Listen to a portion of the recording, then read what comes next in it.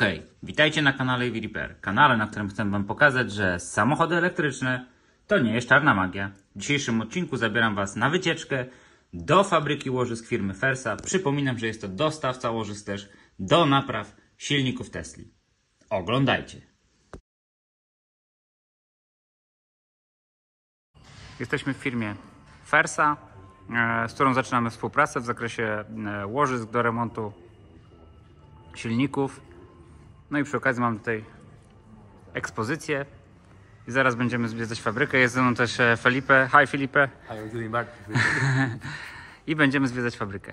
Jesteśmy w laboratorium właśnie. Tutaj mamy jedno z urządzeń do testowania łożysk. Kolega mnie tu oprowadza. Hi. Hi.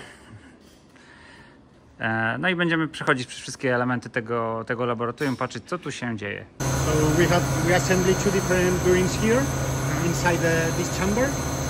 Yes, and we operate by loading and speeds. Yeah, but those speeds are variating, or this is no, in this case are constant. Constant speed. Yeah, speed and load is constant. And this is fast rotating, or is the inner rings. Okay. Is the inner rings. Czyli tu mam maszynę do testowania łożysk. Maszyna jest ciepła, łożyska się nagrzały, ale ciągle się kręcą. Bardzo ciekawe. Yes, and for example, you can see here all the parameters that we are controlling, especially the vibration and the temperature are the main outputs just for a study. Yes, in laboratory conditions it's very important to stop or just to determine a very good what is the limit of temperature and vibration, to stop the test in an early stage when the failure is in early stage, and extract the lessons learned and the conclusions and finally what is the final root cause.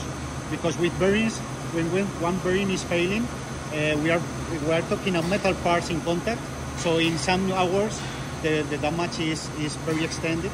So it's complicated to extract what are the lessons learned or to extract what is the real root cause or the primary root cause of the failure. So in laboratory conditions we are able just to determine or just to fix a very accurate limit of vibration and temperature and get the failures in a early stage.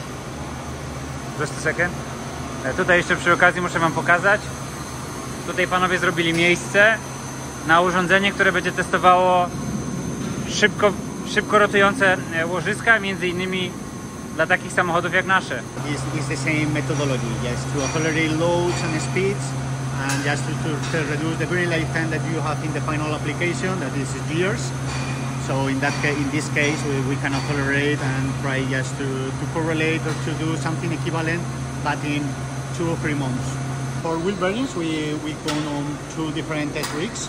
The special function of these test rigs for wheel bearings is that we can define or we design some profiles simulating different driving conditions.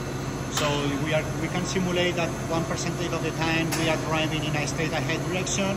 Some percentage of the time we are simulating that the truck is just taking a curve to the left, to the right. At the end, a different way to verify or to test the bearings. Okay, just trying to replicate. And that one is for a clutch? Not especially for the clutch, but the clutch is assembly. But this is, for example, for the pressure bearing. A Volvo gearbox. This is a Volvo gearbox. A night shift. No, Volvo or Mercedes, not sure, but yeah, it's just to verify in a high speed condition how is working the bearings that they are inside of the gearbox. Ah, okay. For example, we have a unit in R&D department, and this is a smart mobility unit that they are developing different solutions, not only bearings, but for example, we have developed a special oil sensor just to measure or to determine what is the oil cleanliness of the gearbox. So with this oil sensor, this intelligent oil sensor, we can measure or we can quantify the metal particles, what is the size of the particles, what is the type of the particles. So it's a small laboratory inside of the car? Yeah. Patrzcie, to są łożyska do turbin wiatrowych, które produkuje FERSA. One też są ceramiczne, bo muszą być szybko rotujące i są w takim kształcie cylindrycznym. Dosyć niespotykane. Słuchajcie, to jest drukarka 3D do wydruków prototypowych, do szybkiego sprawdzenia, czy produkty dobrze pasują i tak dalej. So kolega, so if you could explain a little bit more about this 3D printer, because that might be interesting. I will then put Polish signs, okay, for our customers. Yeah, for example, we work with some bigger components that is not easy just to handle for final workshops with final customers or for internal trainings for our colleagues, even in the manufacturing plant. So we have a bigger 3D printer just for quick prototyping, not only for those parts, for example, the cages of some buildings that they are made in plastic, but also just to, for example, to print the complete hub unit, okay, that is a casting part that is very weight, and with this 3D printer we can print something, yeah, light and very cheaper.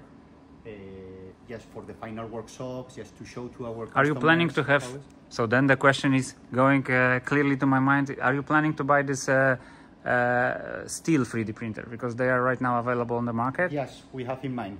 Okay. not sure or not yet defined, but yes, we have in mind just to increase and just to check with other materials, because it's a quick way or a better way just to extend what we can do in our final workshops with the customers. And yeah, if we have the possibility to use some material that is full representative of the final product. So what kind of materials you can use here? All the plastic? It's all plastic. All the plastic, okay. And how fast it is? Depending on the design, but let's say the cage like this. The cage, yes, is 1 hour and a half. Oh, it's very fast. Yes. Comparing to the one which I have in house, yeah, it will be 16 hours then. Okay, clear. So yeah, from the product and service development, the third part is just the validation, the functional validation. So in this area, this is a very clean room. So we try just to allocate only some clean test benches or installations. Here, for example, is a test system to measure the efficiency of the bearings. So it's just at the end we are measuring the friction torque that is associated with the bearing. Just for investigation purposes, because we are working all the time with innovative projects, just to verify new improvements in the design of the bearing, or just to characterize what is the benefit or some new coatings, new heat treatments, new technologies that with some of universities or engineering companies they are suggesting us. So yeah, for measuring efficiency. So the rest of the validation part is in the bigger R&D laboratory that we are going to. So we are going now? Yeah. Okay. And yeah, just for your information, this is also the last part of the product life cycle is the packaging area. Okay? Oh, okay. So some years ago the packaging it was only a spare part, but right now, yes, for to help to our customers, just to reduce the material that they are not using, just to yeah. So this job goes to laboratory right now. So R&D is responsible for the packaging. Yeah. Okay. Everything goes to the laboratory always. Always. You can see if I packaging. Okay. This is. Yeah. Patrzcie, to jest pudełko od zestawu naprawczego do kompresora w Tesli Model S. Tak naprawdę musimy zakupić to, żeby zobaczyć, jak to działa. Okay, very interesting. We need to buy it, just to test it. Okay. Wchodzimy teraz do laboratorium materiałowego. Zobaczymy, co tam się dzieje. Hello. Hello. So, are you using spectrometer here or no? Yeah. Okay. Okay. Actually, it's not working. Hello, Bart. Hello. Eduardo. Jest z nami kolega. What is your name? Eduardo. Eduardo. So Eduardo will show us what they are doing here. Well, this is the materials lab. Okay. Here we inspect the quality of the material. Okay. Of the metals. This is the main materials laboratory of the group. Okay. We have other materials laboratories in other countries like in China and India. There those laboratories are more specialized. So why you are checking the material? So what and why you are checking inside of the material? Well, it's one of the most important things in the brains. If the material is not okay, it's going to cause a premature failure of the brain. Mm-hmm. Okay, there are other important things, but the material is one of the most. But are you testing some new materials, for example? Or you are just testing materials in terms of how they are fitting to the standard, or you are also checking the new materials? Both. Both. Well, in this laboratory, this laboratory is more specialized in research and development, Mm-hmm. new materials, new coatings, textures. Okay, and the quality of the most common material is checked in other laboratories of the world. Okay. Incoming So inspection. if you can say a couple of words about the equipment you have here. Sure. For example, here we have a spectrometer to check the chemical composition of Mm-hmm. the steel, of our steel. It can detect up to 15 elements with high precision. Mm-hmm. Okay. We have So this is standards. this is not all like No, this. I wish. But the technique has its own limitations. Okay. And it's calibrated for measuring the chemical composition of our steel. So it's using heat to in order to vaporize the materials, right? It's a spark spectrometer, okay? So we place the sample here, Mhm. okay? This is one electrode, and here's the other electrode, okay? We will place So you are using electricity to in Yes. order to vaporize. Yes. Okay. Yes, we... And it's an optical spectrometer, right? Yes. Okay. So we vaporize some atoms of the sample, okay, and those atoms travel through the machine until a photodetector. Okay, we have photodetectors for 15 elements or 16.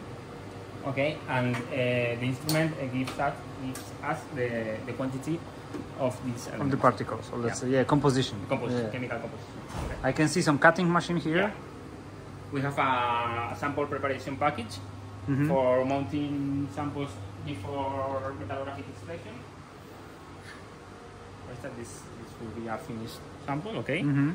So we have two cutting machines depending of the width of the disc. Mhm. Or we have that cutting machine which is more precise for more precise cuttings, okay? Once the small cuts are done, maybe I have some samples here.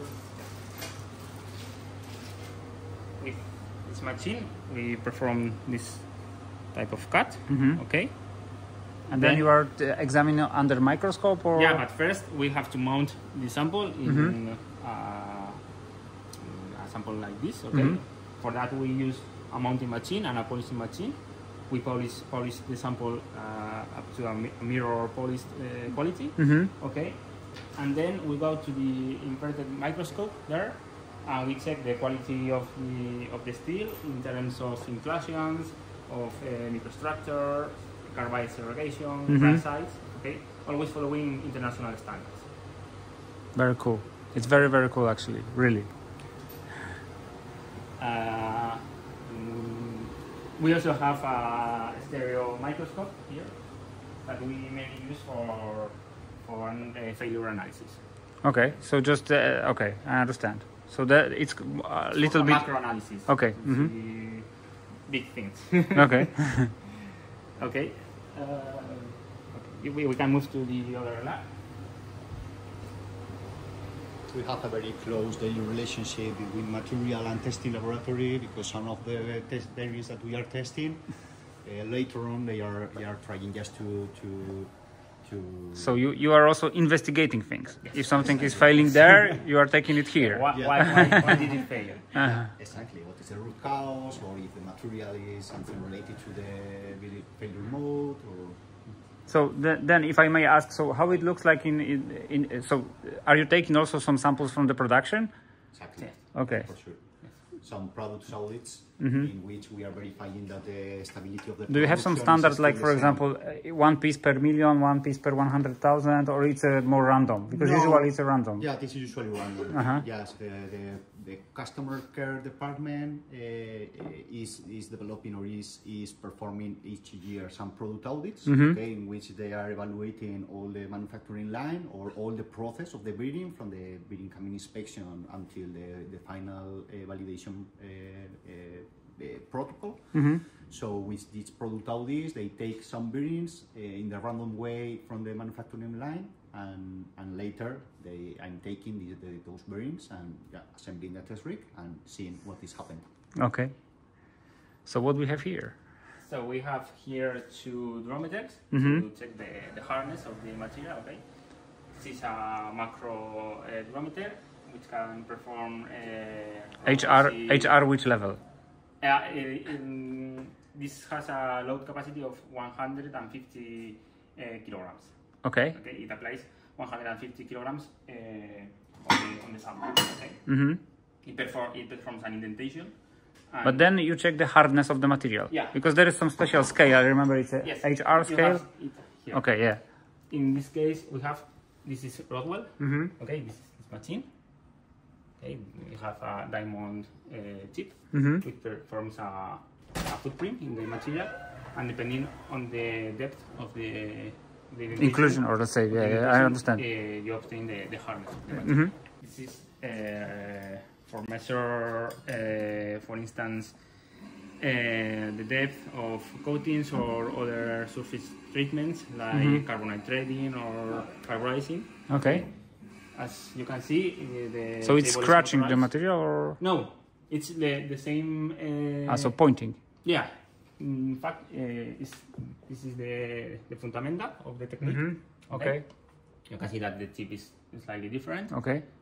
And what the technique does is measuring the diagonals of this square. Okay.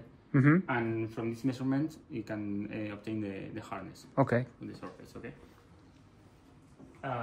This is an example of the footprint. Okay. And we can perform a scan. This is the surface of the material, okay, and this is the core, okay, and you can see the decay in the hardness. So we can obtain the depth of this treatment, this surface treatment. Nice. Okay. Very nice. Yeah. And we have here also.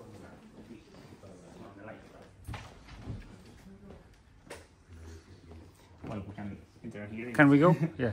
We can go. Normally, I should use the cover, right? Yeah, we cannot enter there. This is a more cleaner room. Okay? Clean room, okay. Yeah, to perform cleanliness analysis. Okay. We spray the samples and put them in an ultrasonic bath, so we can extract all the particles that the bearing have. Okay. And we analyze the particles we analyze the gravimetry and also the kind of particles that the bearing has. We can detect with the microscope we have there. We can. But what are you taking under microscope? What is left from the ultrasonic bath? Yeah, the solvent that we use for the ultrasonic, for the ultrasonic bath or also for spraying. We collect all the particles through a filter like this. It's quite clean because it's a blank test. Okay, and we put it in this microscope, which has a automatic software that can analyze the type of particles. Okay, if they are metallic or not. Okay. And also it classifies the particles in according the size. Yeah, I understand. Size and type of the particles. Very nice. Okay. We have so far here a universal tribometer. Okay. Oh. We use this instrument to measure friction and wear of new developments. Okay. We, for instance,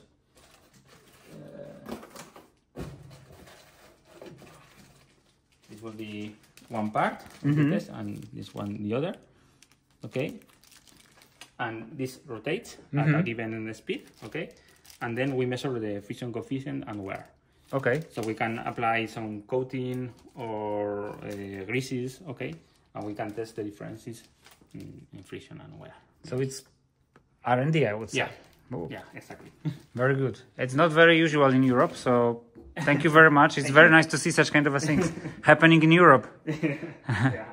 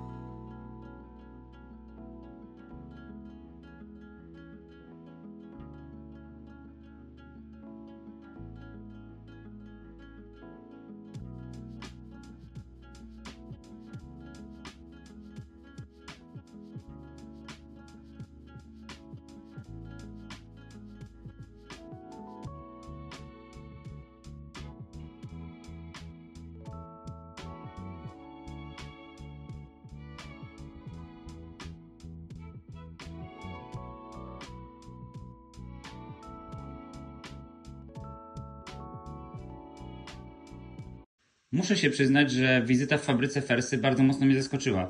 Spodziewałem się czegoś zupełnie innego, a zobaczyłem naprawdę wysoki poziom testowania produktu. Dlatego też przede wszystkim wrażenie na mnie wywołało laboratorium, a już w szczególności laboratorium materiałowe. Dało mi to do zrozumienia, że mamy do czynienia z bardzo poważnym producentem i bardzo poważnym partnerem na przyszłość. W sumie trudno się dziwić, skoro FERSA już od wielu lat dostarcza łożyska do elektrowni wiatrowych, które są poddane niesamowitym przeciążeniom i muszą przecież bardzo długo działać. Niniejszym dziękuję Wam za lajkowanie, oglądanie, subskrybowanie. Oczywiście serdecznie zapraszam do dalszego wspierania naszego kanału, bo bez Was nas by nie było. Trzymajcie się, cześć!